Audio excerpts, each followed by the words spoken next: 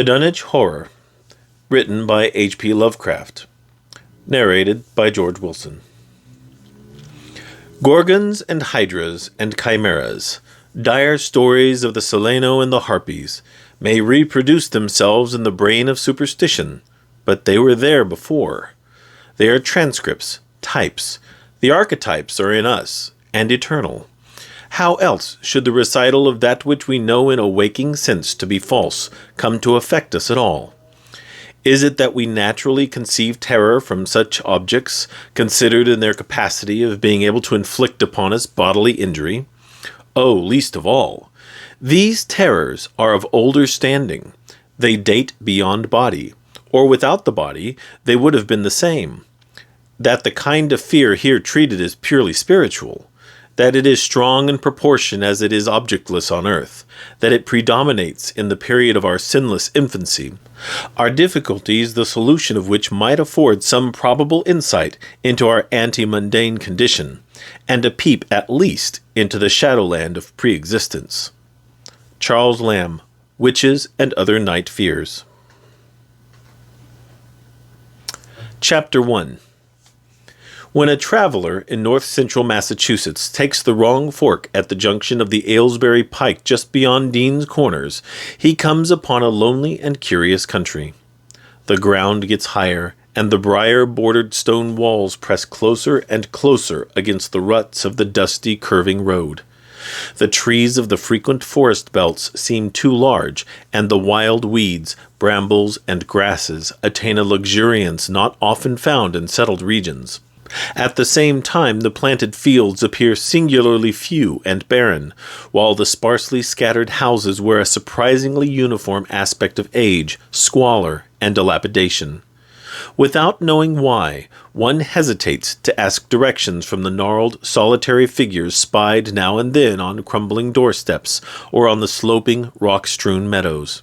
Those figures are so silent and furtive that one feels somehow confronted by forbidden things, with which it would be better to have nothing to do. When a rise in the road brings the mountains in view above the deep woods, the feeling of strange uneasiness is increased. The summits are too rounded and symmetrical to give a sense of comfort and naturalness, and sometimes the sky silhouettes with especial clearness the queer circles of tall stone pillars with which most of them are crowned. Gorges and ravines of problematical depth intersect the way, and the crude wooden bridges always seem of dubious safety. When the road dips again, there are stretches of marshland that one instinctively dislikes, and indeed almost fears at evening, when unseen whippoorwills chatter and the fireflies come out in abnormal profusion to dance to the raucous, creepily insistent rhythms of stridently piping bullfrogs. The thin, shining line of the Miskatonic's upper reaches has an oddly serpent-like suggestion as it winds close to the feet of the domed hills among which it rises. As the hills draw nearer, one heeds their wooded sides more than their stone-crowned tops. Those sides loom up so darkly and precipitously that one wishes they would keep their distance, but there is no road by which to escape them. Across a covered bridge one sees a small village huddled between the stream and the vertical slope of Round Mountain, and wonders at the cluster of rotting gambrel roofs bespeaking an earlier architectural period than that of the neighboring region. It is not reassuring to see, on a closer glance, that most of the houses are deserted and falling to ruin, and that the broken steepled church now harbors the one slovenly mercantile establishment of the hamlet. One dreads to trust the tenebrous tunnel of the bridge, yet there is no way to avoid it.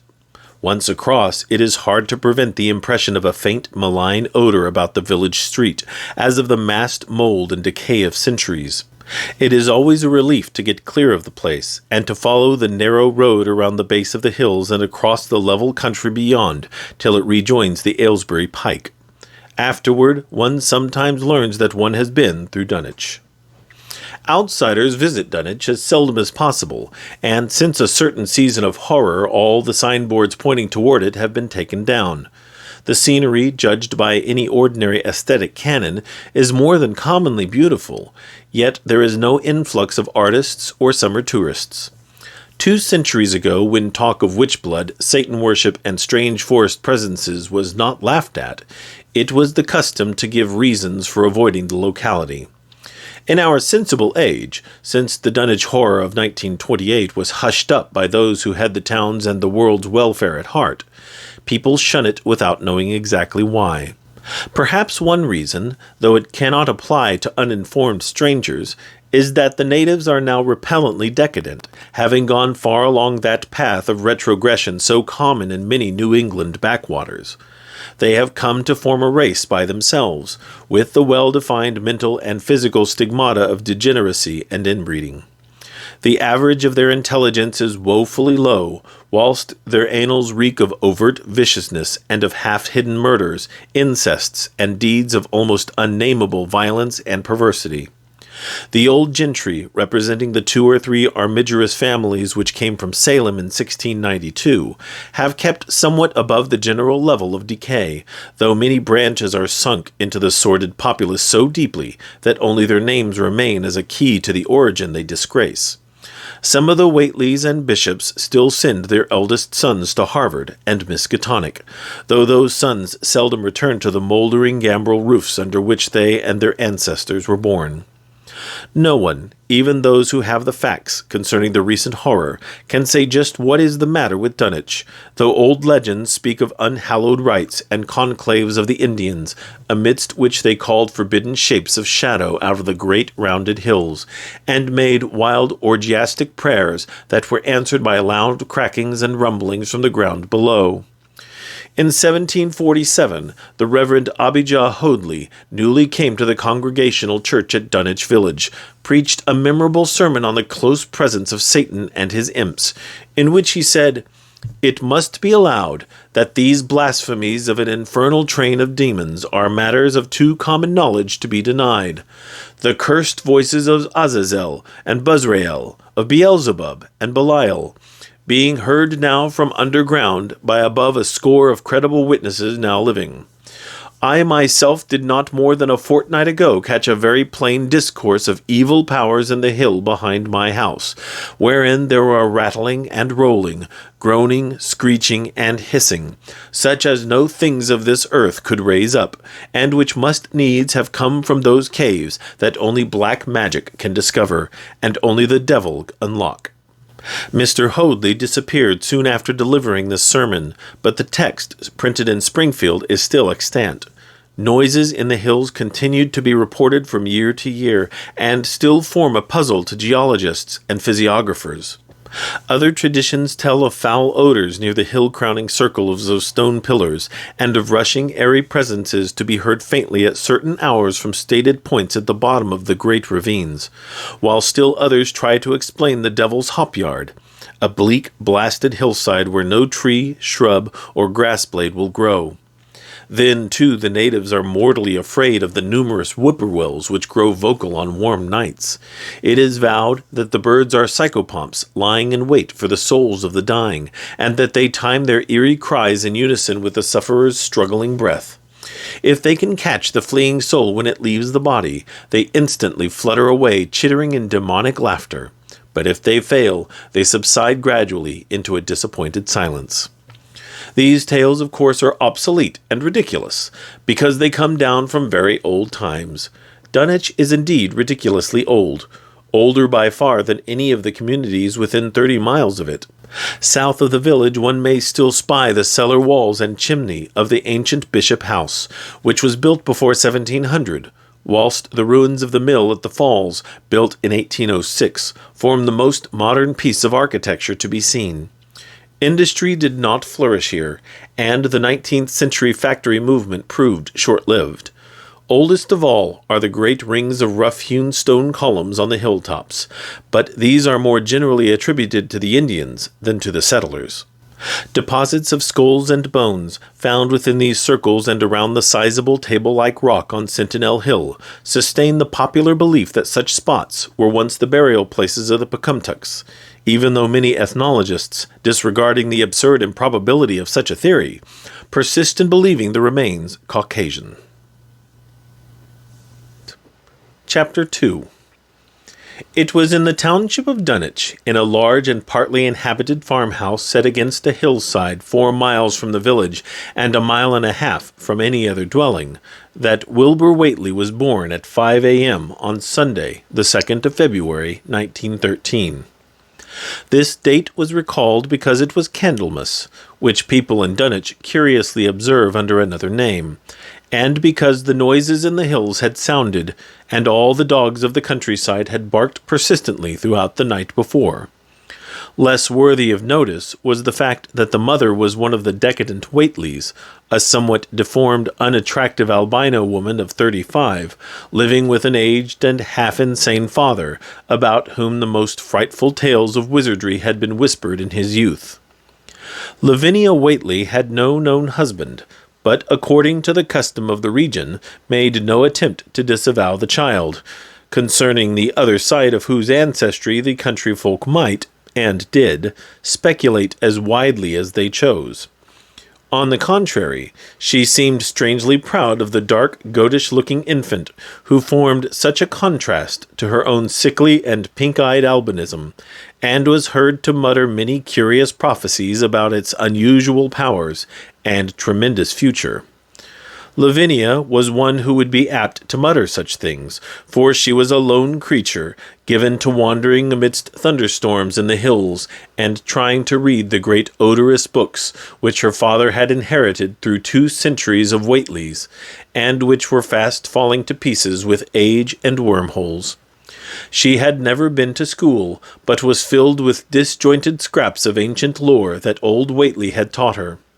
The remote farmhouse had always been feared because of old Whately's reputation for black magic, and the unexplained death by violence of Mrs. Whately, when Lavinia was 12 years old, had not helped to make the place popular. Isolated among strange influences, Lavinia was fond of wild and grandiose daydreams and singular occupations, nor was her leisure much taken up by household cares in a home from which all standards of order and cleanliness had long since disappeared. There was a hideous screaming which echoed above even the hill noises and the dogs barking on the night Wilbur was born, but no known doctor or midwife presided at his coming. Neighbors knew nothing of him till a week afterward, when old Whately drove his sleigh through the snow into Dunwich village, and discoursed incoherently to the group of loungers at Osborne's general store. There seemed to be a change in the old man, an added element of furtiveness in the clouded brain, which subtly transformed him from an object to a subject of fear, though he was not one to be perturbed by any common family event. Amidst it all he shewed some trace of the pride later noticed in his daughter, and what he said of the child's paternity was remembered by many of his hearers years afterward. "I don't care what folks think. If Lavinia's boy looked like his pa, he wouldn't look like nothing ye expect. Ye needn't think the only folks is the folks hereabouts.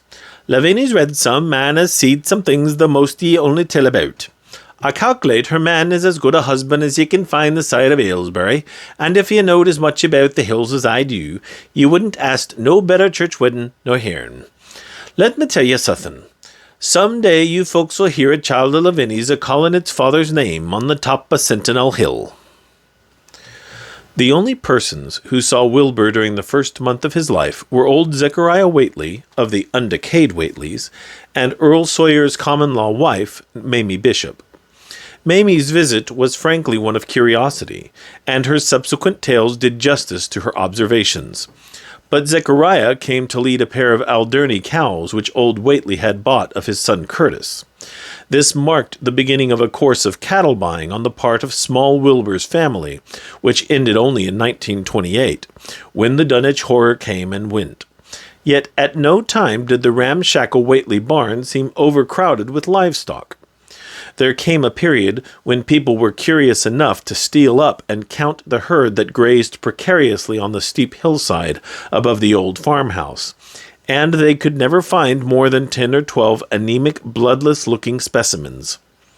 Evidently some blight or distemper, perhaps sprung from the unwholesome pasturage or the diseased fungi and timbers of the filthy barn, caused a heavy mortality amongst the Whately animals. Odd wounds or sores, having something of the aspect of incisions, seemed to afflict the visible cattle, and once or twice during the earlier months, certain callers fancied they could discern similar sores about the throats of the gray, unshaven old man and his slatternly, crinkly-haired albino daughter. In the spring, after Wilbur's birth, Lavinia resumed her customary rambles in the hills, bearing in her misproportioned arms the swarthy child. Public interest in the Whateleys subsided after most of the country folk had seen the baby, and no one bothered to comment on the swift development which that newcomer seemed every day to exhibit. Wilbur's growth was indeed phenomenal, for within 3 months of his birth he had attained a size and muscular power not usually found in infants under a full year of age. His motions and even his vocal sounds shewed a restraint and deliberateness highly peculiar in an infant, and no one was really unprepared when, at 7 months, he began to walk unassisted, with falterings which another month was sufficient to remove. It was somewhat after this time, on Halloween, that a great blaze was seen at midnight on the top of Sentinel Hill, where the old table-like stone stands amidst this tumulus of ancient bones. Considerable talk was started when Silas Bishop, of the Undecayed Bishops, mentioned having seen the boy running sturdily up that hill ahead of his mother about an hour before the blaze was remarked. Silas was rounding up a stray heifer, but he nearly forgot his mission when he fleetingly spied the 2 figures in the dim light of his lantern. They darted almost noiselessly through the underbrush, and the astonished watcher seemed to think they were entirely unclothed. Afterward he could not be sure about the boy, who may have had some kind of a fringed belt and a pair of dark trunks or trousers on. Wilbur was never subsequently seen alive and conscious without complete and tightly buttoned attire, the disarrangement or threatened disarrangement of which always seemed to fill him with anger and alarm. His contrast with his squalid mother and grandfather in this respect was thought very notable, until the horror of 1928 suggested the most valid of reasons. The next January gossips were mildly interested in the fact that Lavinia's black brat had commenced to talk, and at the age of only 11 months. His speech was somewhat remarkable, both because of its difference from the ordinary accents of the region, and because it displayed a freedom from infantile lisping of which many children of 3 or 4 might well be proud. The boy was not talkative, yet when he spoke he seemed to reflect some elusive element wholly unpossessed by Dunwich and its denizens. The strangeness did not reside in what he said, or even in the simple idioms he used, but seemed vaguely linked with his intonation or with the internal organs that produced the spoken sounds. His facial aspect, too, was remarkable for its maturity, for though he shared his mother's and grandfather's chinlessness, his firm and precociously shaped nose united with the expression of his large, dark, almost Latin eyes to give him an air of quasi-adulthood and well-nigh preternatural intelligence. He was, however, exceedingly ugly despite his appearance of brilliancy, there being something almost goatish or animalistic about his thick lips, large-pored, yellowish skin, coarse, crinkly hair, and oddly elongated ears. He was soon disliked even more decidedly than his mother and grandsire, and all conjectures about him were spiced with references to the bygone magic of old Whately, and how the hills once shook when he shrieked the dreadful name of Yog-Sothoth in the midst of a circle of stones with a great book open in his arms before him. Dogs abhorred the boy, and he was always obliged to take various defensive measures against their barking menace. Chapter 3. Meanwhile, old Whately continued to buy cattle without measurably increasing the size of his herd. He also cut timber and began to repair the unused parts of his house, a spacious, peaked-roofed affair whose rear end was buried entirely in the rocky hillside, and whose 3 least ruined ground-floor rooms had always been sufficient for himself and his daughter.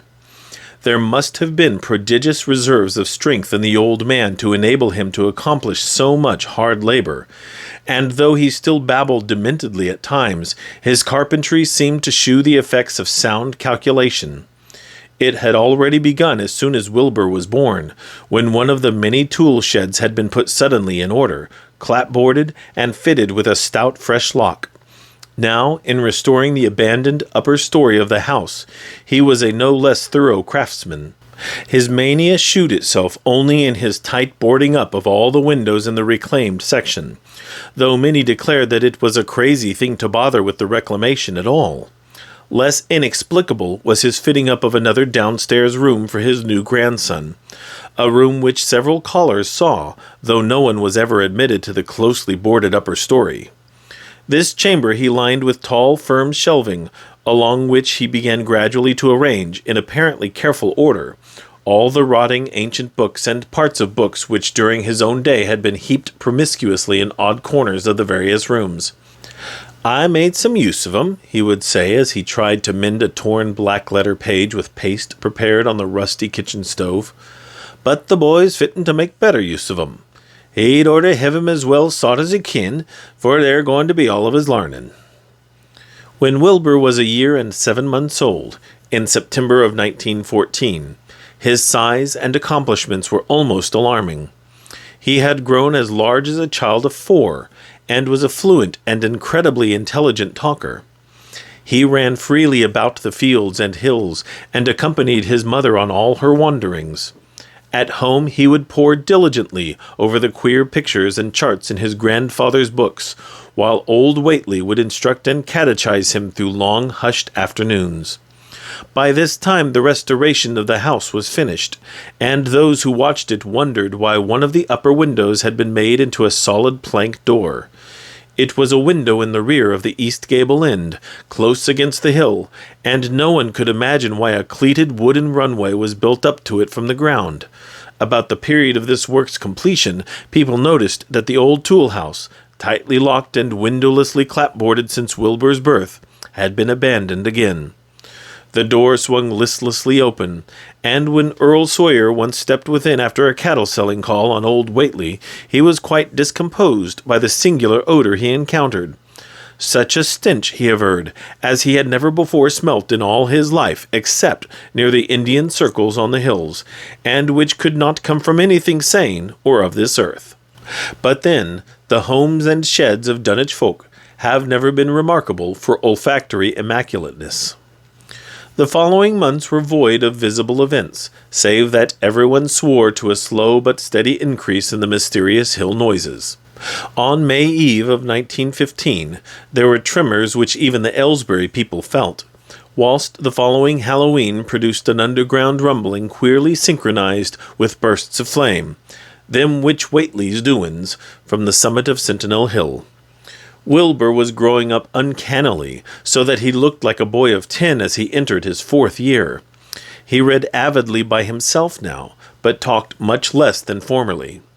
A settled taciturnity was absorbing him, and for the first time people began to speak specifically of the dawning look of evil in his goatish face.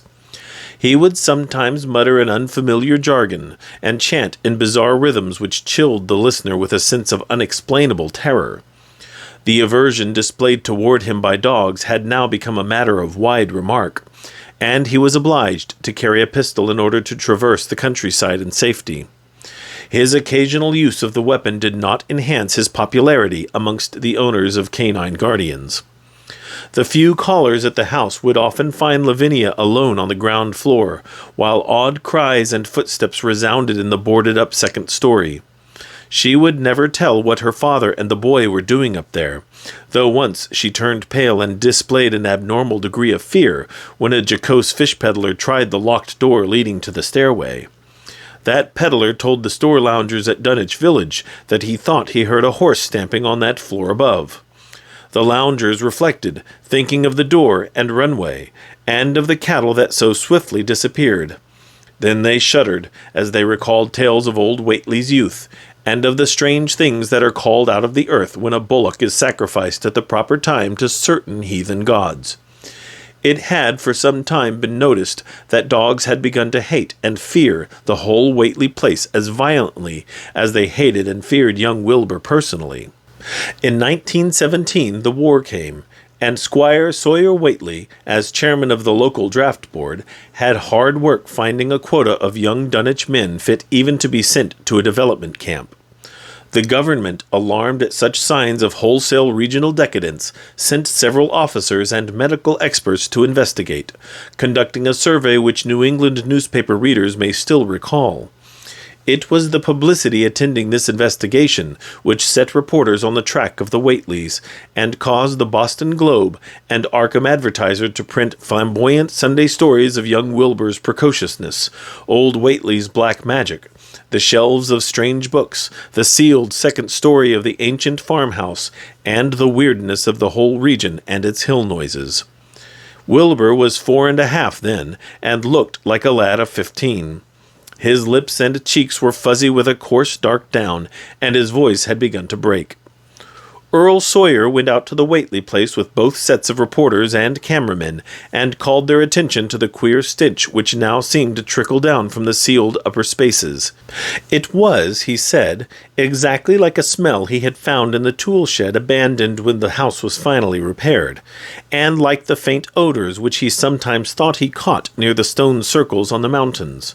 Dunwich folk read the stories when they appeared, and grinned over the obvious mistakes.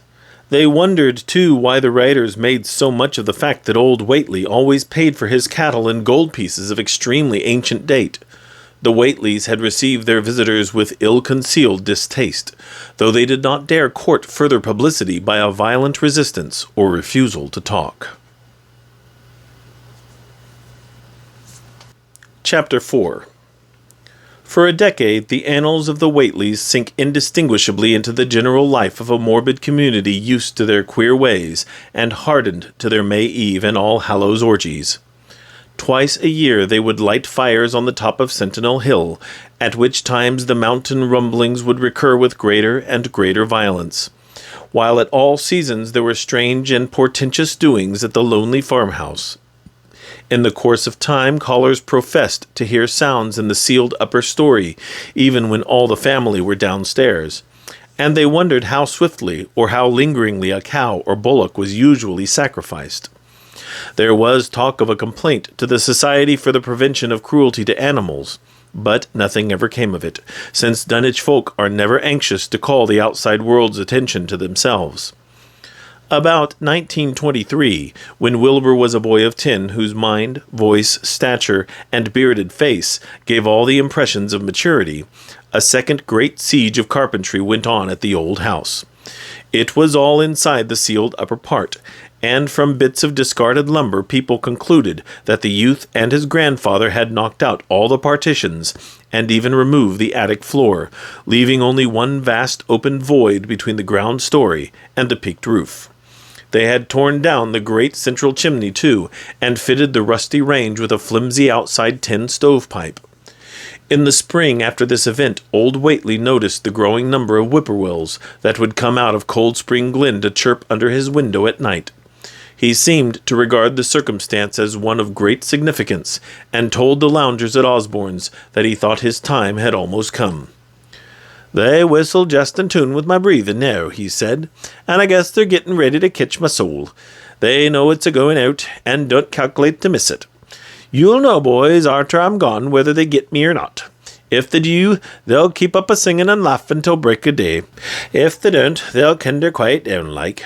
I expect them and the souls they hunts for hev some pretty tough tussles sometimes."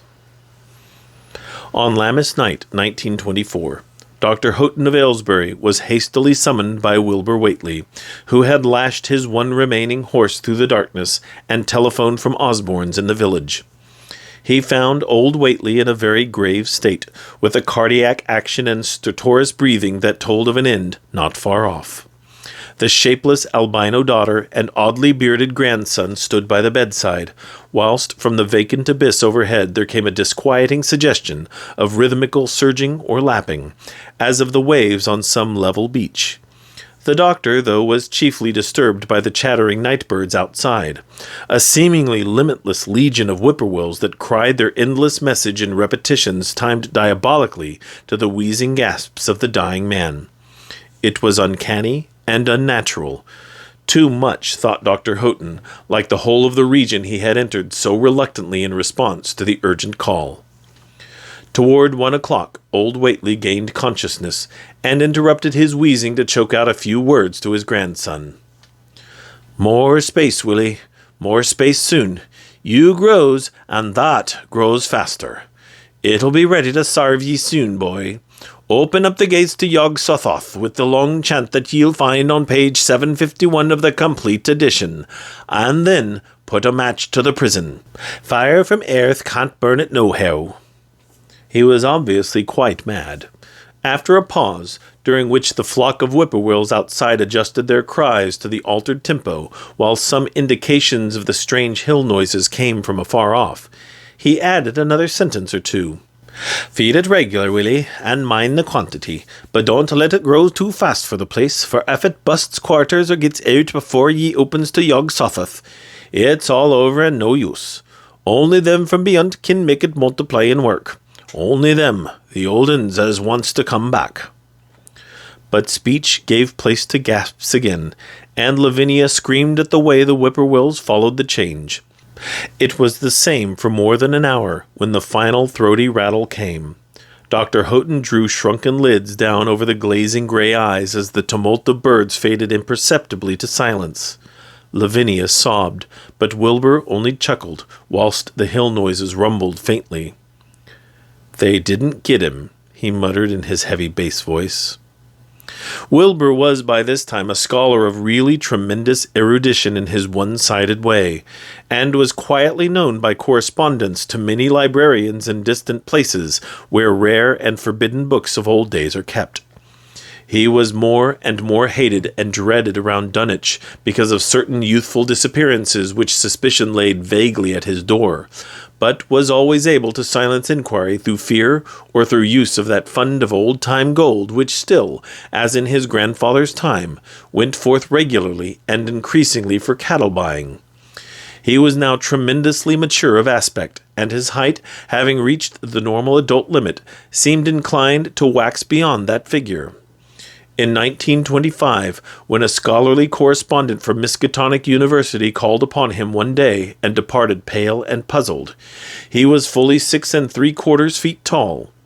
Through all the years Wilbur had treated his half-deformed albino mother with a growing contempt, finally forbidding her to go to the hills with him on May Eve and Hallowmass, and in 1926 the poor creature complained to Mamie Bishop of being afraid of him.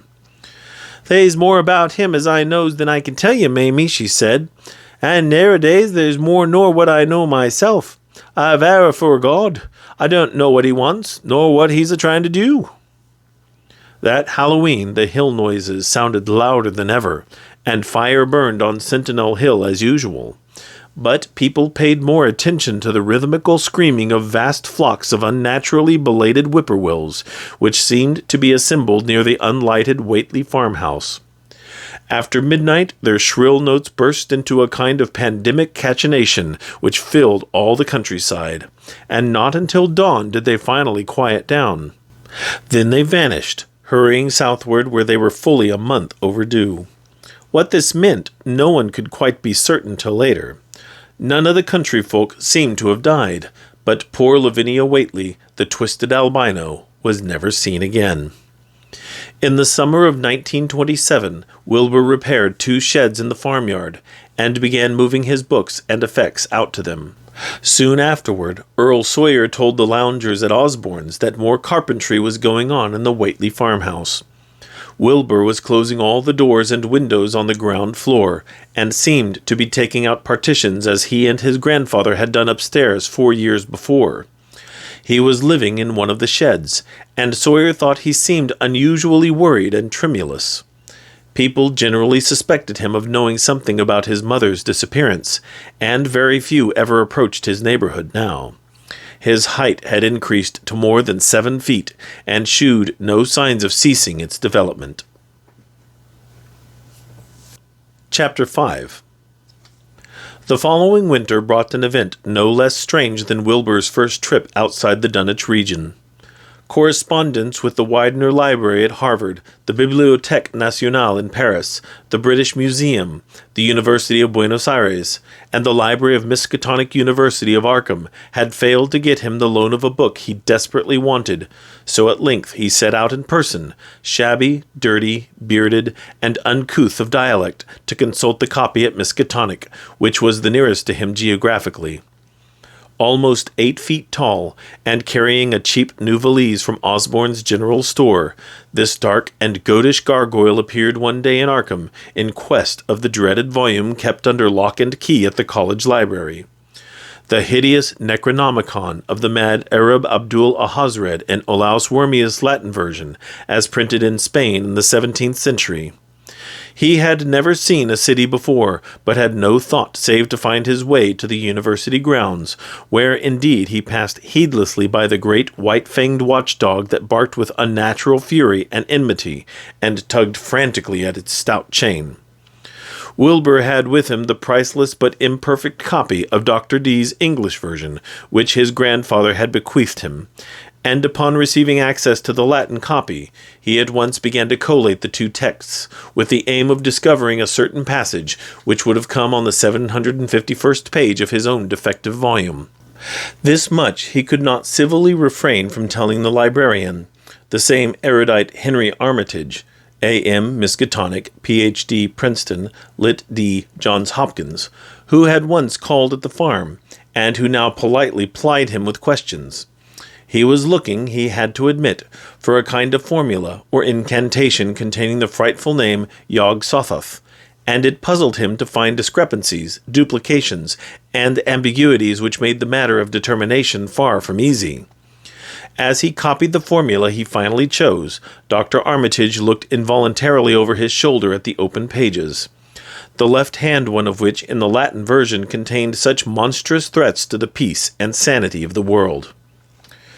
"Nor is it to be thought," ran the text as Armitage mentally translated it, "that man is either the oldest or the last of earth's masters, or that the common bulk of life and substance walks alone. The old ones were, the old ones are, and the old ones shall be. Not in the spaces we know, but between them. They walk serene and primal, undimensioned and to us unseen. Yog-Sothoth knows the gate. Yog-Sothoth is the gate. Yog-Sothoth is the key and guardian of the gate.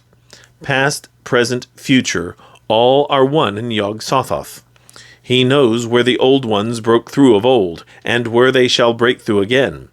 He knows where they have trod earth's fields, and where they still tread them, and why no one can behold them as they tread. By their smell can men sometimes know them near, but of their semblance can no man know, saving only in the features of those they have begotten on mankind, and of those there are many sorts, differing in likeness from man's truest eidolon to that shape without sight or substance which is them.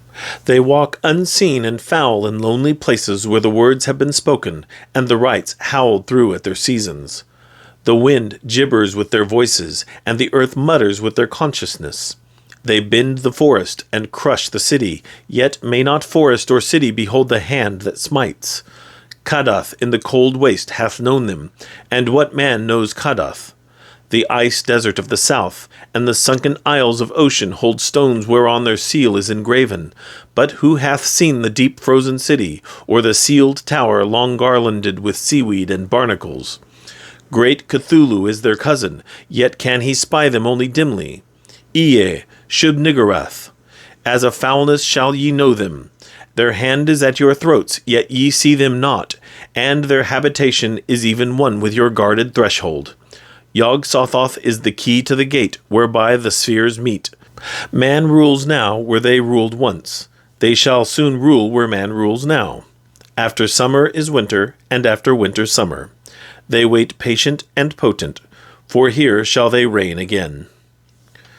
Dr. Armitage, associating what he was reading with what he had heard of Dunwich and its brooding presences, and of Wilbur Whately and his dim, hideous aura that stretched from a dubious birth to a cloud of probable matricide, felt a wave of fright as tangible as a draught of the tomb's cold clamminess. The bent, goatish giant before him seemed like the spawn of another planet or dimension, like something only partly of mankind, and linked to the black gulfs of essence and entity that stretch like titan phantasms beyond all spheres of force and matter, space and time. Presently Wilbur raised his head, and began speaking in that strange, resonant fashion which hinted at sound-producing organs unlike the run of mankind's. "Mr. Armitage," he said, "I calculate I've got to take that book home. They's things in it I've got to try under sartain conditions that I can't get here, and it'd be a mortal sin to let a red-tape rule hold me up. Let me take it along, sir, and I'll swar there won't nobody know the difference. I don't need to tell ye I'll take good keer of it. It wa'n't me that put this D copy in the shape it is." He stopped as he saw firm denial on the librarian's face, and his own goatish features grew crafty. Armitage, half ready to tell him he might make a copy of what parts he needed, thought suddenly of the possible consequences, and checked himself. There was too much responsibility in giving such a being the key to such blasphemous outer spheres. Whately saw how things stood, and tried to answer lightly. "Well, all right, if you feel that way about it. Maybe Harvard wouldn't be so fussy as you be." And without saying more, he rose and strode out of the building, stooping at each doorway. Armitage heard the savage yelping of the great watchdog, and studied Whately's gorilla-like lope as he crossed the bit of campus visible from the window. He thought of the wild tales he had heard, and recalled the old Sunday stories in the Advertiser. These things, and the lore he had picked up from Dunwich rustics and villagers during his one visit there. Unseen things not of earth, or at least not of tridimensional earth, rushed fetid and horrible through New England's glens, and brooded obscenely on the mountain tops. Of this he had long felt certain. Now he seemed to sense the close presence of some terrible part of the intruding horror, and to glimpse a hellish advance in the black dominion of the ancient and once passive nightmare. He locked away the Necronomicon with a shudder of disgust, but the room still reeked with an unholy and unidentifiable stench. "As a foulness shall ye know them," he quoted. Yes, the odor was the same as that which had sickened him at the Whately farmhouse less than 3 years before. He thought of Wilbur, goatish and ominous, once again, and laughed mockingly at the village rumors of his parentage. "Inbreeding?" Armitage muttered half aloud to himself. "Great God, what simpletons! Shew them Arthur Macon's Great God Pan, and they'll think it a common Dunwich scandal. But what thing, what cursed shapeless influence on or off this three-dimensional earth was Wilbur Whately's father? Born on Candlemas 9 months after May Eve of 1912, when the talk about the queer earth noises reached clear to Arkham. What walked on the mountains that May night? What rudemus horror fastened itself on the world in half-human flesh and blood? During the ensuing weeks, Dr. Armitage set about to collect all possible data on Wilbur Whately and the formless presences around Dunwich. He got in communication with Dr. Houghton of Aylesbury, who had attended old Whately in his last illness, and found much to ponder over in the grandfather's last words, as quoted by the physician. A visit to Dunwich village failed to bring out much that was new, but a close survey of the Necronomicon, in those parts which Wilbur had sought so avidly, seemed to supply new and terrible clues to the nature, methods, and desires of the strange evil so vaguely threatening this planet. Talks with several students of archaic lore in Boston, and letters to many others elsewhere, gave him a growing amazement which passed slowly through varied degrees of alarm to a state of really acute spiritual fear. As the summer drew on, he felt dimly that something ought to be done about the lurking terrors of the upper Miskatonic Valley, and about the monstrous being known to the human world as Wilbur Whately. Chapter 6. The Dunwich horror itself came between Lammas and the equinox in 1928, and Dr. Armitage was among those who witnessed its monstrous prologue. He had heard, meanwhile, of Whately's grotesque trip to Cambridge, and of his frantic efforts to borrow or copy from the Necronomicon at the Widener Library. Those efforts had been in vain, since Armitage had issued warnings of the keenest intensity to all librarians having charge of the dreaded volume. Wilbur had been shockingly nervous at Cambridge, anxious for the book, yet almost equally anxious to get home again, as if he feared the results of being away long. Early in August, the half-expected outcome developed, and in the small hours of the 3rd, Dr. Armitage was awakened suddenly by the wild, fierce cries of the savage watchdog on the college campus. Deep and terrible, the snarling, half-mad growls and barks continued, always in mounting volume, but with hideous, significant pauses. Then there rang out a scream from a wholly different throat, such a scream as roused half the sleepers of Arkham and haunted their dreams ever afterward, such a scream as could come from no being born of earth or wholly of earth. Armitage, hastening into some clothing and rushing across the street and lawn to the college buildings, saw that others were ahead of him, and heard the echoes of a burglar alarm still shrilling from the library. An open window shewed black and gaping in the moonlight. What had come had indeed completed its entrance, for the barking and the screaming, now fast fading into mixed low growling and moaning, proceeded unmistakably from within. Some instinct warned Armitage that what was taking place was not a thing for unfortified eyes to see, so he brushed back the crowd with authority as he unlocked the vestibule door. Among the others he saw Professor Warren Rice and Dr. Francis Morgan, men to whom he had told some of his conjectures and misgivings, and these two he motioned to accompany him inside. The inward sounds, except for a watchful droning whine from the dog, had by this time quite subsided, but Armitage now perceived with a sudden start that a loud chorus of whippoorwills among the shrubbery had commenced a damnably rhythmical piping, as if in unison with the last breaths of a dying man. The building was full of a frightful stench which Dr. Armitage knew too well, and the 3 men rushed across the hall to the small genealogical reading room whence the low whining came. For a second nobody dared to turn on the light, then Armitage summoned up his courage and snapped the switch. One of the 3, it is not certain which, shrieked aloud at what sprawled before them among disordered tables and overturned chairs. Professor Rice declares that he wholly lost consciousness for an instant, though he did not stumble or fall. The thing that lay half bent on its side in a fetid pool of greenish-yellow ichor and tarry stickiness was almost 9 feet tall, and the dog had torn off all the clothing and some of the skin. It was not quite dead, but twitched silently and spasmodically, while its chest heaved in monstrous unison with the mad piping of the expectant whippoorwills outside.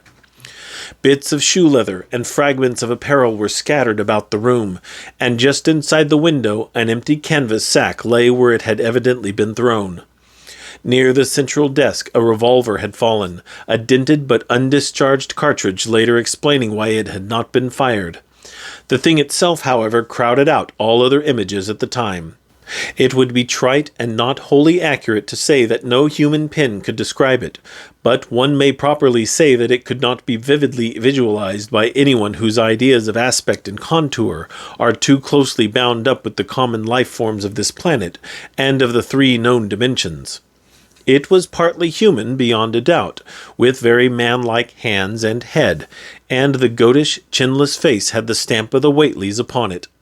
But the torso and lower parts of the body were teratologically fabulous, so that only generous clothing could ever have enabled it to walk on earth unchallenged or uneradicated. Above the waist it was semi-anthropomorphic, though its chest, where the dog's rending paws still rested watchfully, had the leathery reticulated hide of a crocodile or alligator.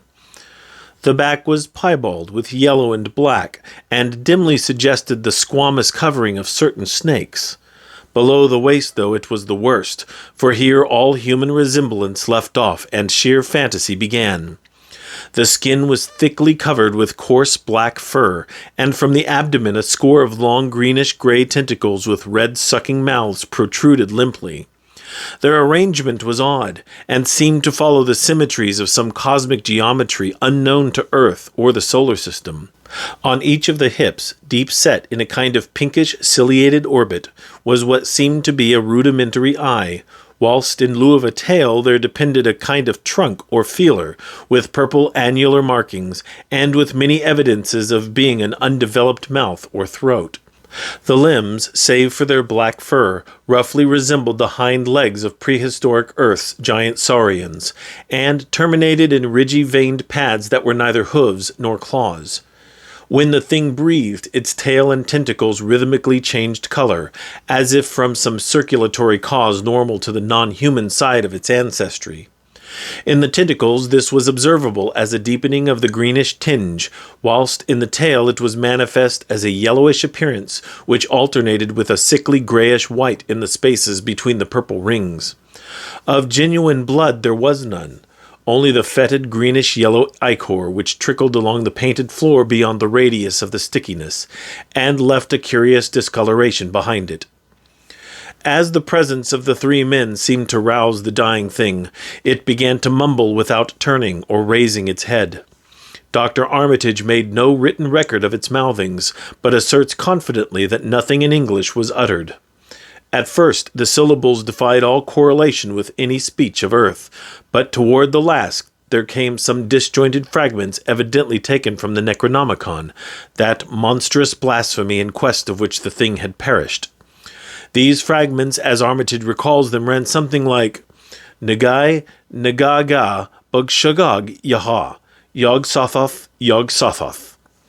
They trailed off into nothingness as the whippoorwills shrieked in rhythmical crescendos of unholy anticipation. Then came a halt in the gasping, and the dog raised its head in a long lugubrious howl. A change came over the yellow, goatish face of the prostrate thing, and the great black eyes fell in appallingly. Outside the window the shrilling of the whippoorwills had suddenly ceased, and above the murmurs of the gathering crowd there came the sound of a panic-struck whirring and fluttering. Against the moon vast clouds of feathery watchers rose and raced from sight, frantic at that which they had sought for prey. All at once the dog started up abruptly, gave a frightened bark, and leaped nervously out of the window by which it had entered. A cry rose from the crowd, and Dr. Armitage shouted to the men outside that no one must be admitted till the police or medical examiner came. He was thankful that the windows were just too high to permit of peering in, and drew the dark curtains carefully down over each one. By this time 2 policemen had arrived, and Dr. Morgan, meeting them in the vestibule, was urging them for their own sakes to postpone entrance to the stench-filled reading room till the examiner came and the prostrate thing could be covered up. Meanwhile, frightful changes were taking place on the floor. One need not describe the kind and rate of shrinkage and disintegration that occurred before the eyes of Dr. Armitage and Professor Rice, but it is permissible to say that, aside from the external appearance of face and hands, the really human element in Wilbur Whately must have been very small. When the medical examiner came, there was only a sticky whitish mass on the painted boards, and the monstrous odor had nearly disappeared. Apparently Whately had had no skull or bony skeleton, at least in any true or stable sense. He had taken somewhat after his unknown father. Chapter 7. Yet all this was only the prologue of the actual Dunwich horror. Formalities were gone through by bewildered officials, abnormal details were duly kept from press and public, and men were sent to Dunwich and Aylesbury to look up property and notify any who might be heirs of the late Wilbur Whately.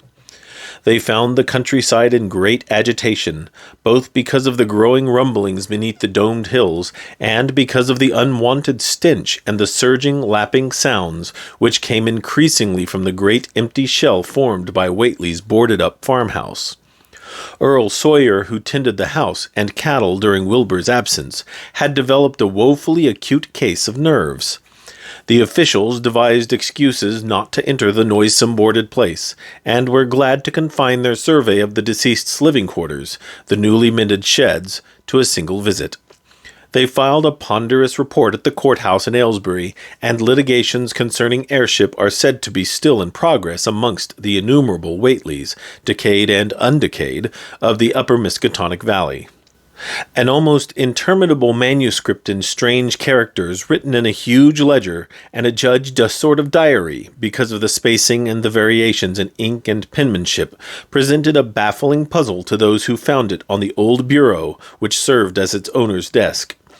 After a week of debate, it was sent to Miskatonic University, together with the deceased's collection of strange books, for study and possible translation. But even the best linguists soon saw that it was not likely to be unriddled with ease.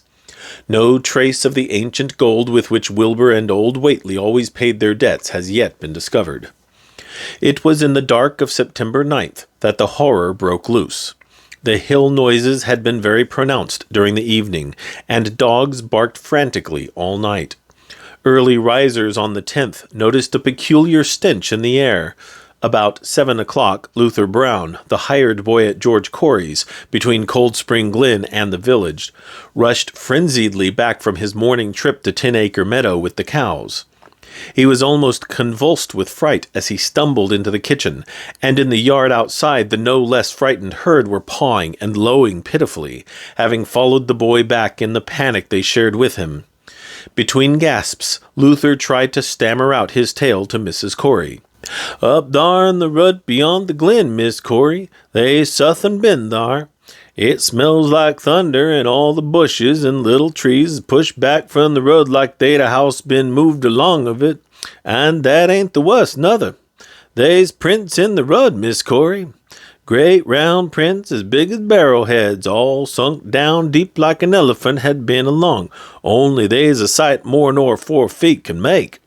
I looked at 1 or 2 afore I run, and I see every one was covered with lines spreading out from one place, like as if big palm leaf fans, 2 or 3 times as big as any they is, had a been pounded down into the rud.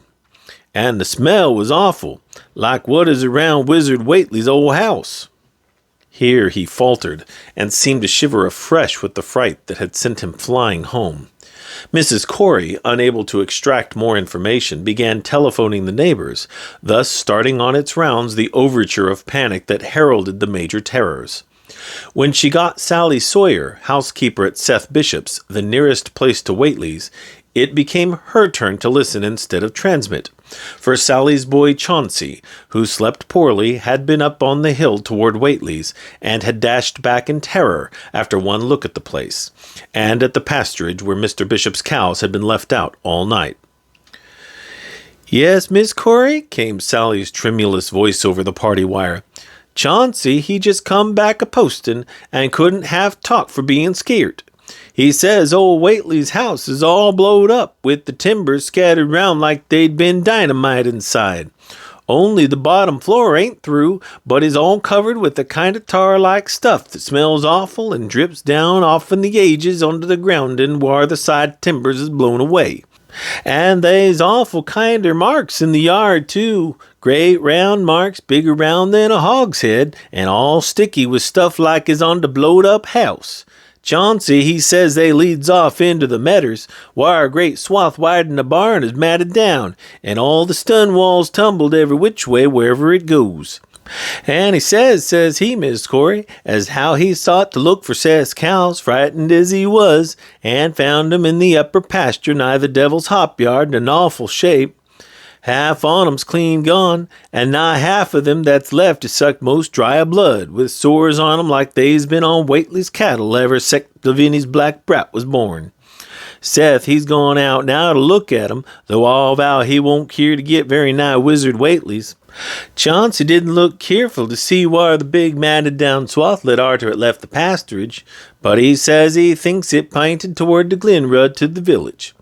I tell you, Miss Corey, they's suthin' abroad as hadn't oughter be abroad, and I for one think that Black Wilbur Whately has come to the bad end he deserved, is at the bottom of the breedin' of it. He wa'n't all human hisself, I allus say to everybody, and I think he and old Whately must have raised something in that there nailed-up house as ain't even so human as he was. They's allus been unseen things around Dunwich, living things as ain't human and ain't good for human folks. The ground was a-talkin' last night, and towards morning Chauncey he heerd the whippoorwills so loud in Cold Spring Glen he couldn't sleep none. Then he thought he heard another faint-like sound over toward Wizard Whately's, a kinder ripping or tearing of wood, like some big box or crate was being opened fur off. What with this and that, he didn't get to sleep at all till sunup, and no sooner was he up this morning but he got to go over to the Whately's and see what's the matter. He's see enough, I tell you, Miss Corey. This don't mean no good, and I think as all the men folks ought to get up a party and do something. I know something awful's about, and feel my time is nigh, though only God knows jest what it is. Did your Luther take account of where them big tracks led to you? No? Well, Miss Corey, if they was on the Glen Road this side of the Glen and ain't got to your house yet, I calculate they must go into the Glen itself. They would do that. I allus says Cold Spring Glen ain't no healthy nor decent place. The whippoorwills and fireflies there never did act like they was creators of God, and they's them as says you can hear strange things a-rushin' and a-talkin' in the air down there if you stand in the right place, atween the Rock Falls and Bear's Den. By that noon, fully 3/4 of the men and boys of Dunwich were trooping over the roads and meadows between the new-made Whately ruins and Cold Spring Glen, examining in horror the vast, monstrous prints, the maimed bishop cattle, the strange, noisome wreck of the farmhouse, and the bruised, matted vegetation of the fields and roadsides. Whatever had burst loose upon the world had assuredly gone down into the great sinister ravine, for all the trees on the banks were bent and broken, and a great avenue had been gouged in the precipice-hanging underbrush. It was as though a house, launched by an avalanche, had slid down through the tangled growths of the almost vertical slope. From below no sound came, but only a distant, undefinable fetor. And it is not to be wondered at that the men preferred to stay on the edge and argue, rather than descend and beard the unknown cyclopean horror in its lair. 3 dogs that were with the party had barked furiously at first, but seemed cowed and reluctant when near the glen. Someone telephoned the news to the Aylesbury Transcript, but the editor, accustomed to wild tales from Dunwich, did no more than concoct a humorous paragraph about it, an item soon afterward reproduced by the Associated Press. That night everyone went home, and every house and barn was barricaded as stoutly as possible. Needless to say, no cattle were allowed to remain in open pasturage. About 2 a.m, a frightful stench and the savage barking of the dogs awakened the household at Elmer Fry's, on the eastern edge of Cold Spring Glen, and all agreed that they could hear a sort of muffled swishing or lapping sound from somewhere outside. Mrs. Fry proposed telephoning the neighbors, and Elmer was about to agree when the noise of splintering wood burst in upon their deliberations. It came apparently from the barn, and was quickly followed by a hideous screaming and stamping amongst the cattle. The dogs slavered and crouched close to the feet of the fear-numbed family. Fry lit a lantern through force of habit, but knew it would be death to go out into that black farmyard. The children and the womenfolk whimpered, kept from screaming by some obscure vestigial instinct of defense, which told them their lives depended on silence. At last the noise of the cattle subsided to a pitiful moaning, and a great snapping, crashing, and crackling ensued. The Frys, huddled together in the sitting-room, did not dare to move until the last echoes died away far down in Cold Spring Glen. Then, amidst the dismal moans from the stable and the demonic piping of late whippoorwills in the glen, Selina Fry tottered to the telephone and spread what news she could of the second phase of the horror. The next day all the countryside was in a panic, and cowed, uncommunicative groups came and went where the fiendish thing had occurred. 2 titan swaths of destruction stretched from the glen to the Fry farmyard. Monstrous prints covered the bare patches of ground, and one side of the old red barn had completely caved in. Of the cattle, only a quarter could be found and identified. Some of these were in curious fragments, and all that survived had to be shot. Earl Sawyer suggested that help be asked from Aylesbury or Arkham, but others maintained it would be of no use. Old Zebulon Whately, of a branch that hovered about halfway between soundness and decadence, made darkly wild suggestions about rites that ought to be practiced on the hilltops. He came of a line where tradition ran strong, and his memories of chantings in the great stone circles were not altogether connected with Wilbur and his grandfather. Darkness fell upon a stricken countryside too passive to organize for real defense. In a few cases, closely related families would band together and watch in the gloom under one roof, but in general there was only a repetition of the barricading of the night before, and a futile, ineffective gesture of loading muskets and setting pitchforks handily about. Nothing, however, occurred except some hill noises, and when the day came there were many who hoped that the new horror had gone as swiftly as it had come. There were even bold souls who proposed an offensive expedition down in the glen, though they did not venture to set an actual example to the still reluctant majority. When night came again, the barricading was repeated, though there was less huddling together of families. In the morning, both the Fry and the Seth Bishop households reported excitement among the dogs and vague sounds and stenches from afar, while early explorers noted with horror a fresh set of the monstrous tracks in the road skirting Sentinel Hill.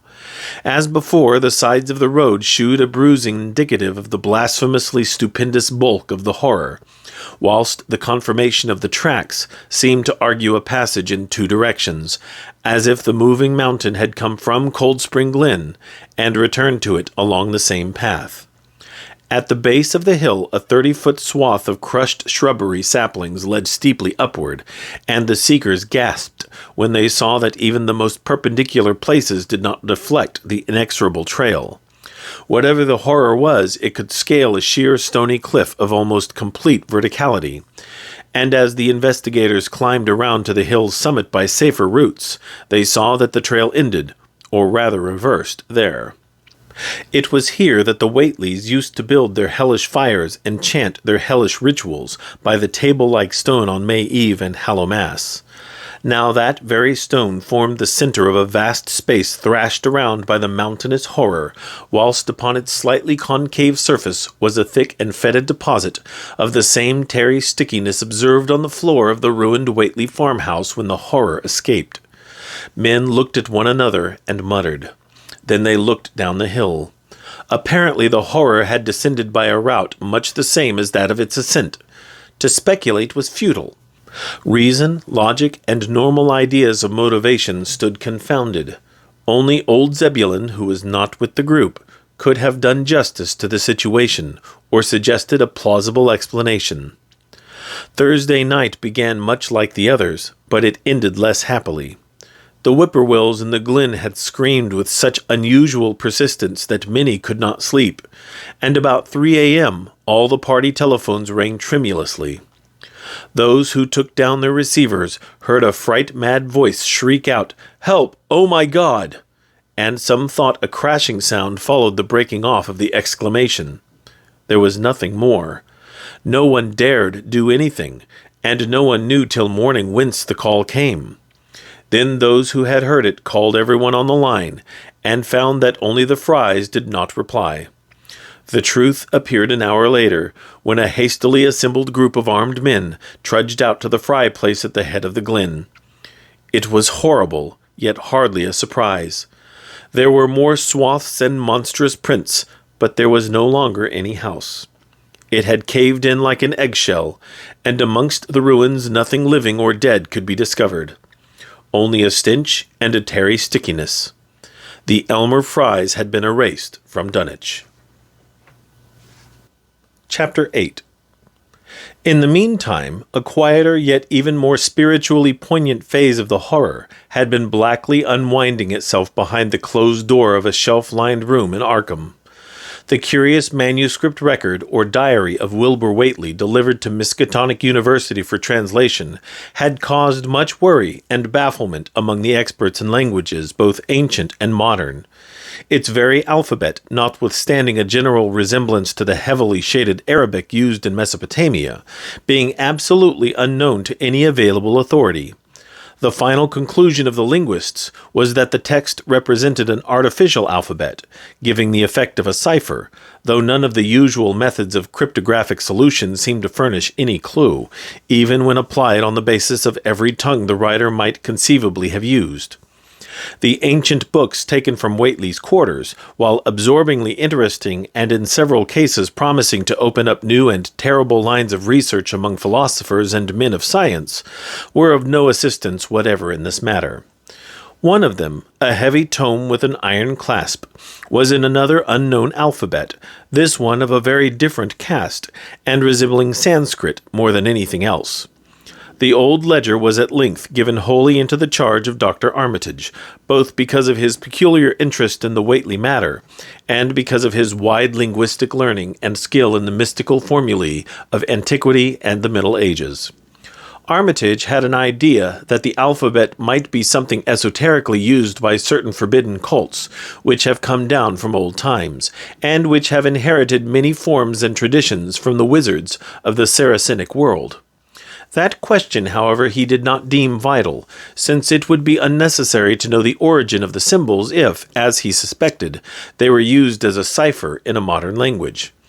It was his belief that, considering the great amount of text involved, the writer would scarcely have wished the trouble of using another speech than his own, save perhaps in certain special formulae and incantations.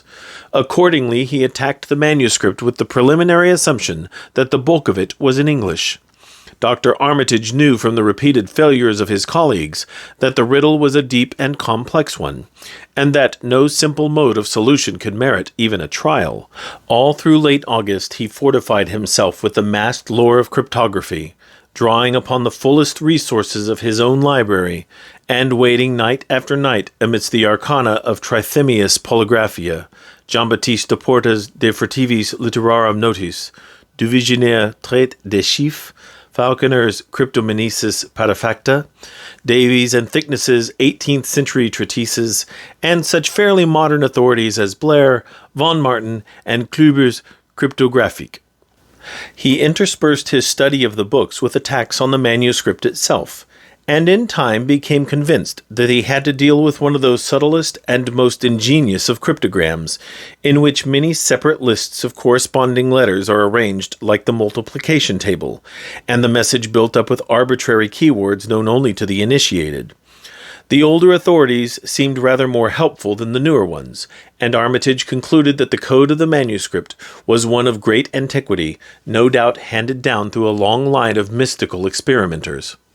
Several times he seemed near daylight, only to be set back by some unforeseen obstacle. Then, as September approached, the clouds began to clear. Certain letters, as used in certain parts of the manuscript, emerged definitely and unmistakably, and it became obvious that the text was indeed in English.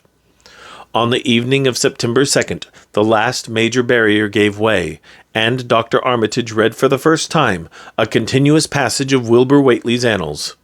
It was in truth a diary, as all had thought, and it was couched in a style clearly shewing the mixed occult erudition and general illiteracy of the strange being who wrote it. Almost the first long passage that Armitage deciphered, an entry dated November 26, 1916, proved highly startling and disquieting. It was written, he remembered, by a child of 3½ who looked like a lad of 12 or 13. Today learned the Aklo for the Sabaoth, it ran, which did not like it being answerable from the hill and not from the air. That upstairs more ahead of me than I had thought it would be, and is not like to have much earth brain. Shot Elam Hutchins' collie Jack when he went to bite me, and Elam says he would kill me if he dast. I guess he won't. Grandfather kept me saying the dough formula last night, and I think I saw the inner city at the 2 magnetic poles. I shall go to those poles when the earth is cleared off, if I can't break through with the Dohona formula when I commit it. They from the air told me at Sabbat that it will be years before I can clear off the earth, and I guess grandfather will be dead then, so I shall have to learn all the angles of the planes and all the formulas between the Ur and the Nehunga. They from outside will help, but they cannot take body without human blood. That upstairs looks it will have the right cast. I can see it a little when I make the Voorish sign or blow the powder of Ibn Ghazi at it, and it is near like them at May Eve on the hill. The other face may wear off some. I wonder how I shall look when the earth is cleared, and there are no earth beings on it. He that came with the Aklo Sabaoth and I may be transfigured, there being much of outside to work on. Morning found Dr. Armitage in a cold sweat of terror and a frenzy of wakeful concentration. He had not left the manuscript all night, but sat at his table under the electric light, turning page after page, with shaking hands as fast as he could decipher the cryptic text. He had nervously telephoned his wife he would not be home, and when she brought him a breakfast from the house, he could scarcely dispose of a mouthful. All that day he read on, now and then halted maddeningly as a reapplication of the complex key became necessary. Lunch and dinner were brought him, but he ate only the smallest fraction of either. Toward the middle of the next night he drowsed off in his chair, but soon woke out of a tangle of nightmares almost as hideous as the truths and menaces to man's existence that he had uncovered. On the morning of September 4th, Professor Rice and Dr. Morgan insisted on seeing him for a while, and departed trembling and ashen gray. That evening he went to bed, but slept only fitfully. Wednesday, the next day, he was back at the manuscript, and began to take copious notes, both from the current sections and from those he had already deciphered. In the small hours of that night he slept a little in an easy-chair in his office, but was at the manuscript again before dawn. Some time before noon his physician, Dr. Hartwell, called to see him and insisted that he cease work. He refused, intimating that it was of the most vital importance for him to complete the reading of the diary, and promising an explanation in due course of time. That evening, just as twilight fell, he finished his terrible perusal and sank back exhausted. His wife, bringing his dinner, found him in a half-comatose state, but he was conscious enough to warn her off with a sharp cry when he saw her eyes wander towards the notes he had taken. Weakly rising, he gathered up the scribbled papers and sealed them all in a great envelope, which he immediately placed in his inside coat pocket. He had sufficient strength to get home, but was so clearly in need of medical aid that Dr. Hartwell was summoned at once. As the doctor put him to bed, he could only mutter over and over again, "But what, in God's name, can we do?" Dr. Armitage slept, but was partly delirious the next day. He made no explanations to Hartwell, but in his calmer moments spoke of the imperative need of a long conference with Rice and Morgan. His wilder wanderings were very startling indeed, including frantic appeals that something in a boarded-up farmhouse be destroyed, and fantastic references to some plan for the extirpation of the entire human race and all animal and vegetable life from the earth by some terrible elder race of beings from another dimension. He would shout that the world was in danger, since the elder things wished to strip it and drag it away from the solar system and cosmos of matter into some other plane or phase of entity from which it had once fallen vigintillions of eons ago. At other times he would call for the dreaded Necronomicon and the Demonolatria of Remigius, in which he seemed hopeful of finding some formula to check the peril he conjured up. "Stop them," he would shout. "Those Whateleys meant to let them in, and the worst of all is left. Tell Rice and Morgan we must do something. It's a blind business, but I know how to make the powder. It hasn't been fed since the 2nd of August, when Wilbur came here to his death, and at that rate—" But Armitage had a sound physique despite his 73 years, and slept off his disorder that night without developing any real fever. He woke late Friday, clear of head though sober with a gnawing fear and tremendous sense of responsibility. Saturday afternoon he felt able to go over to the library and summon Rice and Morgan for a conference, and the rest of that day and evening the three men tortured their brains in the wildest speculation and the most desperate debate. Strange and terrible books were drawn voluminously from the stacked shelves and from secure places of storage, and diagrams and formulae were copied with feverish haste and in bewildering abundance. Of skepticism there was none. All three had seen the body of Wilbur Whately as it lay on the floor in a room of that very building, and after that not one of them could feel even slightly inclined to treat the diary as a madman's raving. Opinions were divided as to notifying the Massachusetts State Police, and the negative finally won. There were things involved which simply could not be believed by those who had not seen a sample, as indeed was made clear during certain subsequent investigations. Late at night, the conference disbanded without having developed a definite plan, but all day Sunday Armitage was busy comparing formulae and mixing chemicals obtained from the college laboratory. The more he reflected on the hellish diary, the more he was inclined to doubt the efficacy of any material agent in stamping out the entity which Wilbur Whately had left behind him. The earth-threatening entity which, unknown to him, was to burst forth in a few hours and become the memorable Dunwich Horror. Monday was a repetition of Sunday with Dr. Armitage, for the task in hand required an infinity of research and experiment. Further consultations of the monstrous diary brought about various changes of plan, and he knew that even in the end a large amount of uncertainty must remain. By Tuesday he had a definite line of action mapped out, and believed he would try a trip to Dunwich within a week. Then, on Wednesday, the great shock came. Tucked obscurely away in a corner of the Arkham Advertiser was a facetious little item from the Associated Press, telling what a record-breaking monster the bootleg whiskey of Dunwich had raised up. Armitage, half stunned, could only telephone for Rice and Morgan. Far into the night they discussed, and the next day was a whirlwind of preparation on the part of them all. Armitage knew he would be meddling with terrible powers, yet saw that there was no other way to annul the deeper and more malign meddling which others had done before him. Chapter 9. Friday morning, Armitage, Rice, and Morgan set out by motor for Dunwich, arriving at the village about 1 in the afternoon. The day was pleasant, but even in the brightest sunlight a kind of quiet dread and portent seemed to hover about the strangely domed hills and the deep shadowy ravines of the stricken region. Now and then on some mountain top a gaunt circle of stones could be glimpsed against the sky. From the air of hushed fright at Osborne's store they knew something hideous had happened, and soon learned of the annihilation of the Elmer Fry house and family.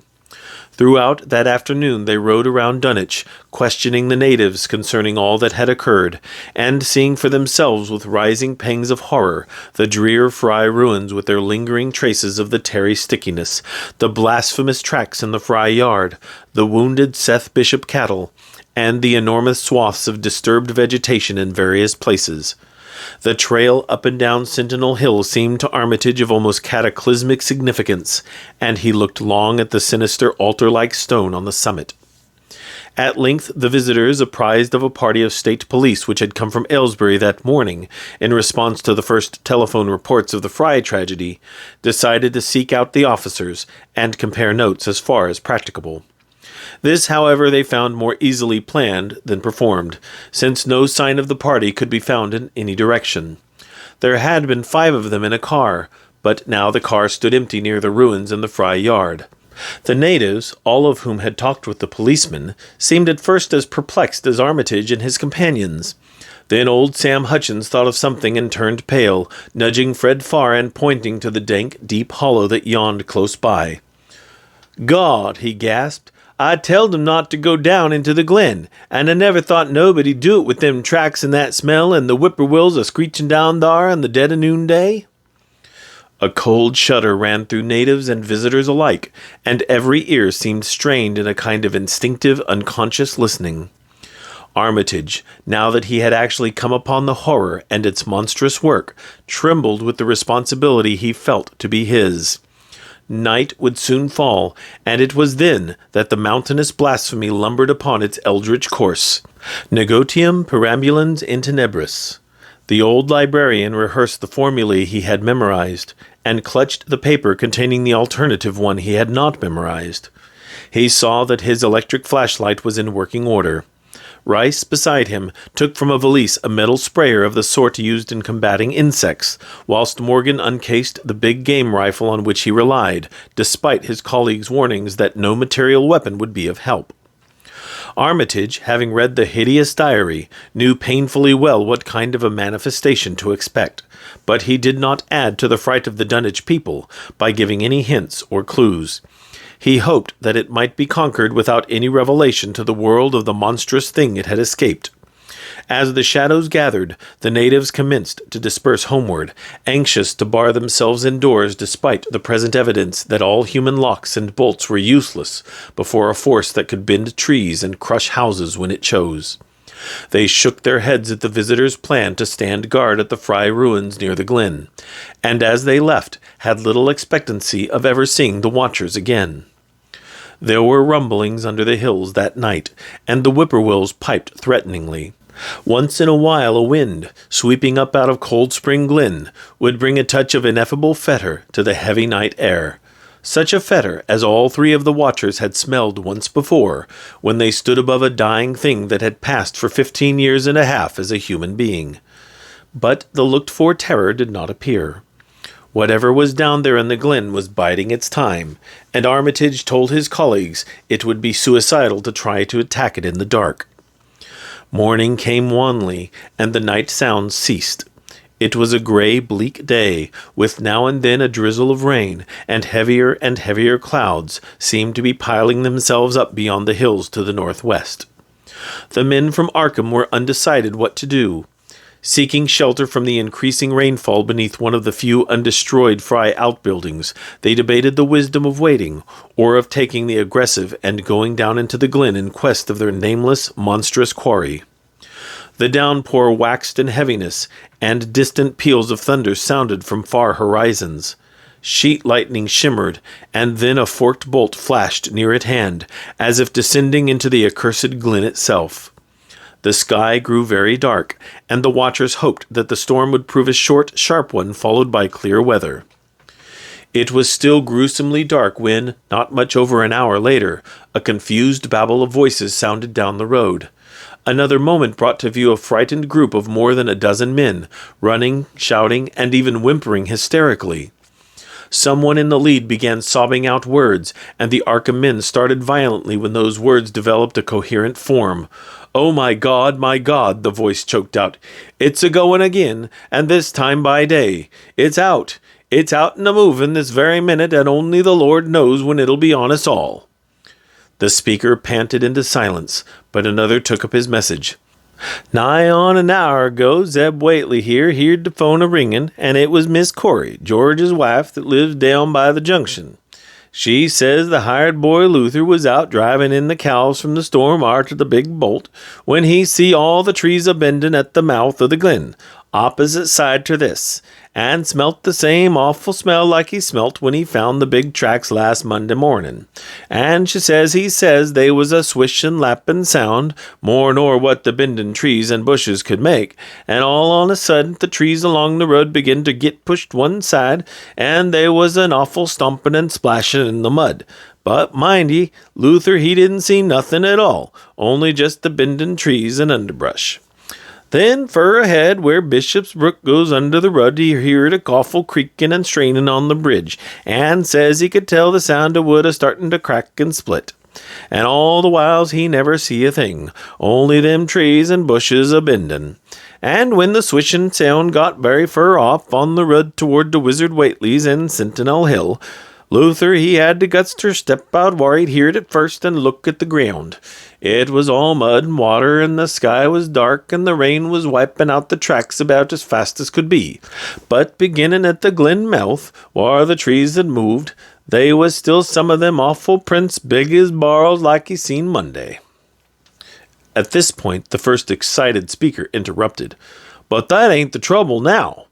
That was only the start. Zeb here was calling folks up, and everyone was a-listening in when a call from Seth Bishop's cut in. His housekeeper Sally was carrying on fit to kill. She just seed the trees a-bendin' beside the road and says they was a kind of mushy sound, like an elephant puffin' and treadin' and a-headin' for the house. Then she up and spoke suddent of a fearful smell, and says her boy Chauncey was a-screamin' as how it was just like what he smelt up to the Whately ruins. Ruins."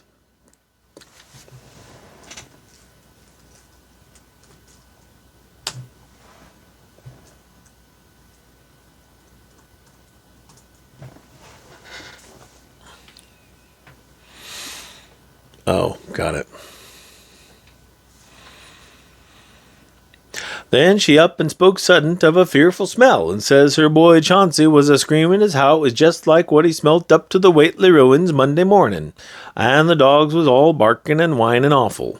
And then she let out a terrible yell, and says the shed down the road had just caved in like the storm had blowed it over, only the wind wasn't strong enough to do that. Everybody was a-listening, and we could hear lots of folks on the wire a-gasping. All to Aunt Sally, she yelled again, and says the front yard picket fence had just crumbled up, though there wasn't no sign what done it. Then everybody on the line could hear Chauncey and old Seth Bishop yelling too, and Sally was shrieking out that something heavy had struck the house. Not lightning nor nothing, but something heavy agin the front. That kept a launching itself again and again, though you couldn't see nothing out the front winders. And then, lines of fright deepened on every face, and Armitage, shaken as he was, had barely poise enough to prompt the speaker. And then Sally, she yelled out, "Oh, help! The house is a-caving in!" And on the wire we could hear a terrible crashing, and a whole flock a screaming. Just like when Elmer Fry's place was took, only was... The man paused, and another of the crowd spoke. "That's all. Not a sound nor a squeak over the phone arter that. Just still like. We that heerd it got out Fords and wagons and rounded up as many able-bodied men folks as we could get at Corey's place, and come up here to see what you thought was best to do. Not but what I think it's Lord judgment for our iniquities that no mortal kin ever set aside." Armitage saw that the time for positive action had come, and spoke decisively to the faltering group of frightened rustics. "We must follow it, boys." He made his voice as reassuring as possible. "I believe there's a chance of putting it out of business. You men know that those Whateleys were wizards. Well, this thing is a thing of wizardry, and must be put down by the same means. I've seen Wilbur Whately's diary, and read some of the strange old books he used to read, and I think I know the right kind of spell to recite to make the thing fade away. Of course, one can't be sure, but we can always take a chance. It's invisible. I knew it would be. But there's a powder in this long-distance sprayer that might make it shoo up for a second. Later on we'll try it. It's a frightful thing to have alive, but it isn't as bad as what Wilbur would have let in if he'd lived longer. You'll never know what the world has escaped.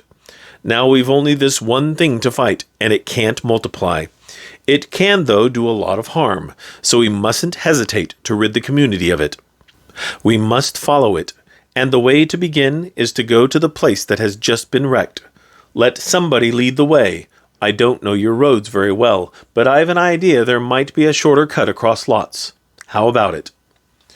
The men shuffled about a moment, and then Earl Sawyer spoke softly, pointing with a grimy finger through the steadily lessening rain.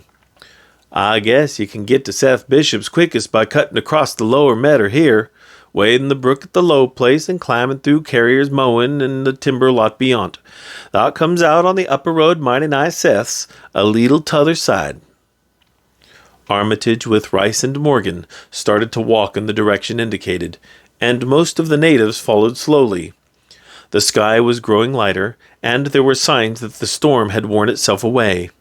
When Armitage inadvertently took a wrong direction, Joe Osborne warned him, and walked ahead to shoe the right one. Courage and confidence were mounting, though the twilight of the almost perpendicular wooded hill which lay toward the end of their shortcut, and among whose fantastic ancient trees they had to scramble, as if up a ladder, put these qualities to a severe test. At length they emerged on a muddy road to find the sun coming out. They were a little beyond the Seth Bishop place, but bent trees and hideously unmistakable tracks shewed what had passed by. Only a few moments were consumed in surveying the ruins just around the bend.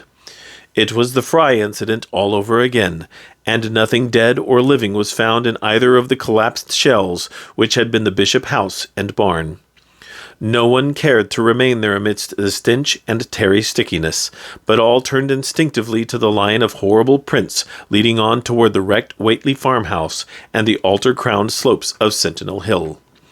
As the men passed the site of Wilbur Whately's abode, they shuddered visibly, and seemed again to mix hesitancy with their zeal. It was no joke tracking down something as big as a house that one could not see, but that had all the vicious malevolence of a demon.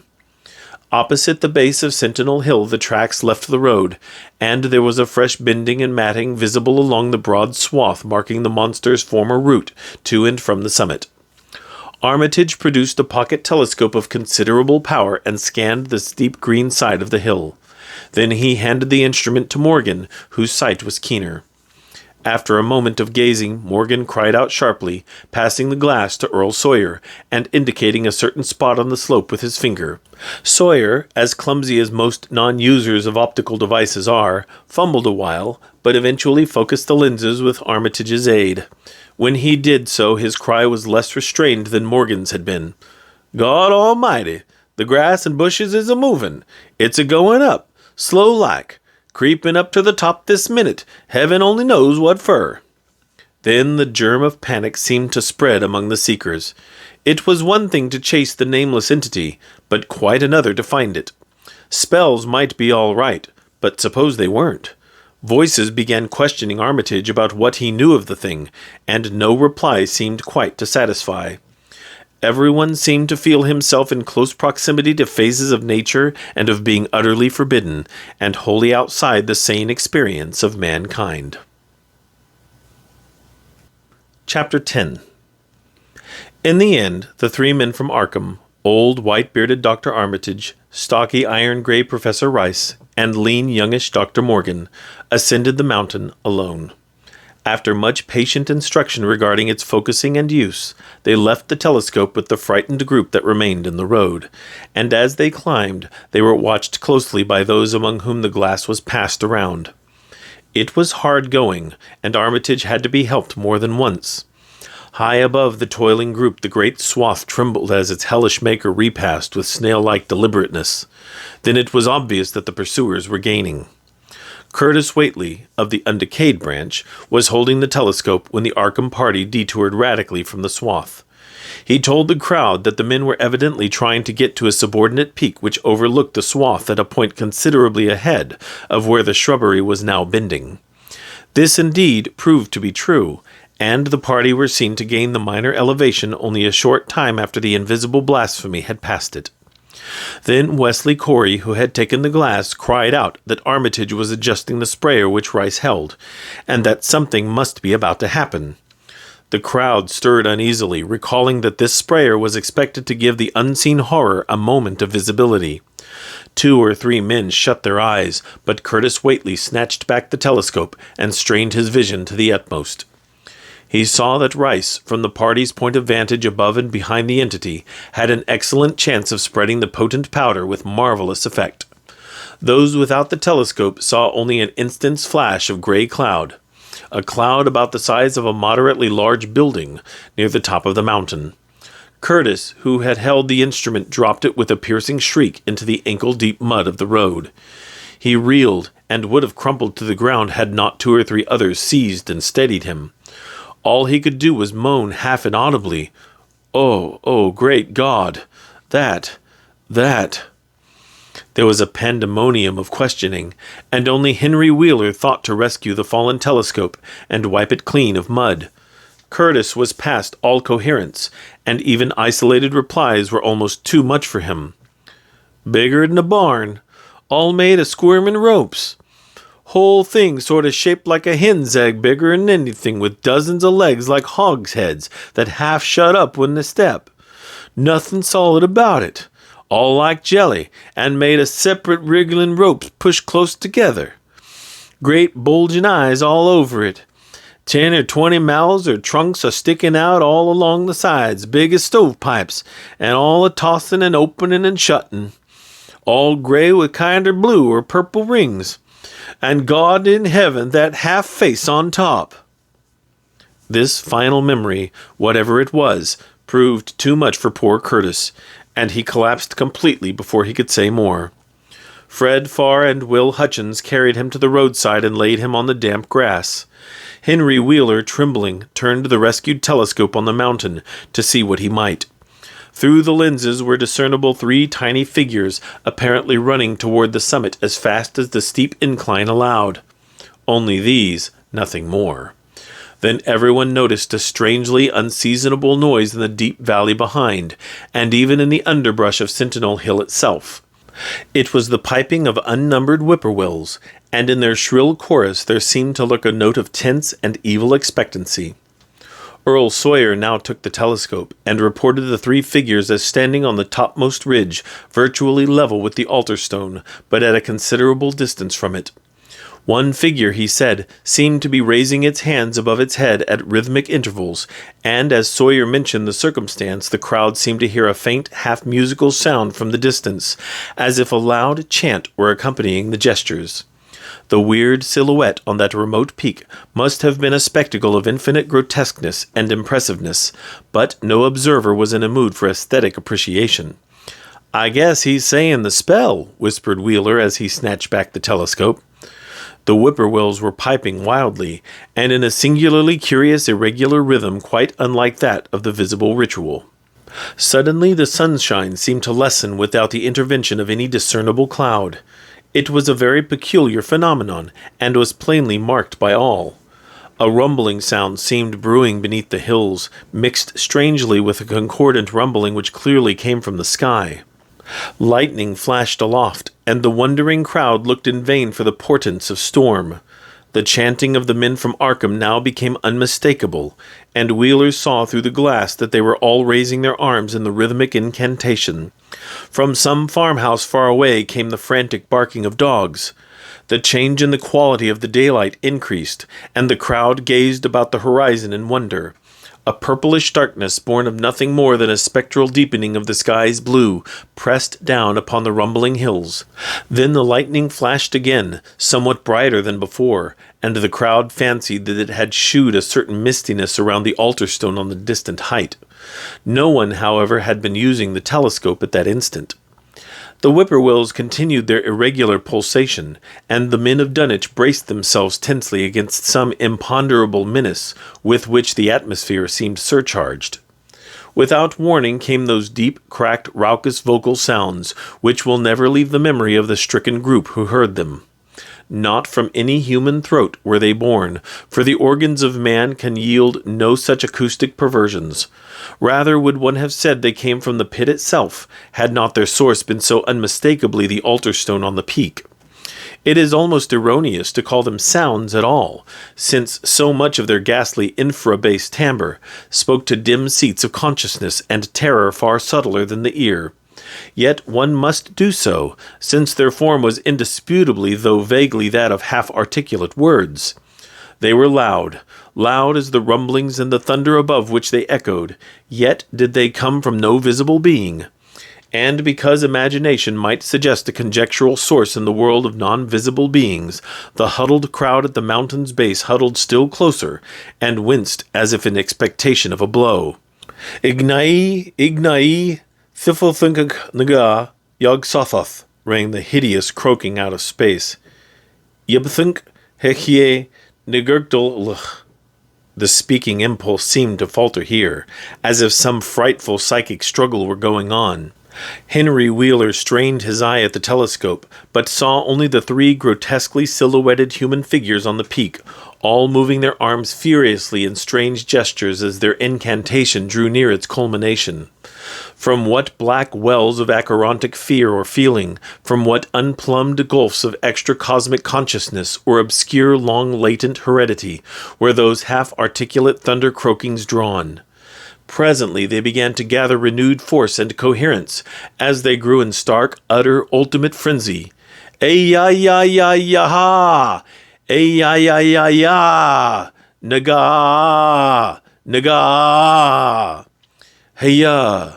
Hey-ya! Help! Help!